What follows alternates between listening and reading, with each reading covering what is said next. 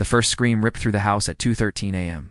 Sharp, enough to jolt every neighbor awake, but by the time the police arrived, the door was locked from the inside and the victim's body lay twisted on the bedroom floor, throat torn open as if by invisible claws, and sitting calmly on the blood-soaked bed was a small porcelain doll with black glass eyes still wet with fresh tears.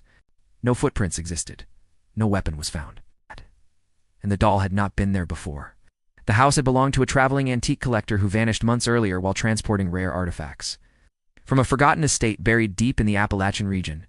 Among those items was a strangely crafted doll said to be built from human bone dust and sealed with old burial oil, an object whispered to be the prison of a murderous spirit that could not die.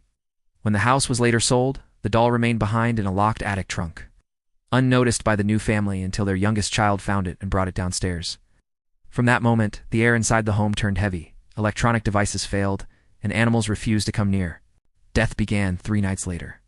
One by one, every adult in the household was found brutally killed in sealed rooms. Eyes wide with terror, veins blackened, as if something had sucked the life directly from their blood. Always the doll was nearby, its position changing impossibly between rooms, always closer to the next victim. As the killings spread through the neighborhood, gators uncovered a forgotten massacre connected to the doll's origin, where an entire cult had been slaughtered during a failed exorcism decades earlier. The spirit trapped inside the doll had once been a ritual executioner, fed on fear, bound into the porcelain through forbidden rites meant to weaponize the dead. Once released into a living home, it did not simply haunt it hunted. Houses locked themselves, security cameras glitched just before each murder. Survivors reported crushing pressure in the chest, shadowy hands closing around their throats, and cold whispers bleeding directly into their minds without sound. The doll needed no movement. The spirit moved through walls, ceilings, and human organs, returning to its vessel only after feeding, resetting itself like a loaded trap, waiting to spring again. The final attempt to stop it came when authorities burned the house to the ground, sealing the doll inside the collapsing firestorm. The flames raged for hours, reducing everything to ash and twisted metal. The case was closed.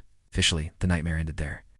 But 6 months later, in a small roadside antique shop across the state, a porcelain doll with black glass eyes appeared inside a display case without a listed origin, without records, without explanation.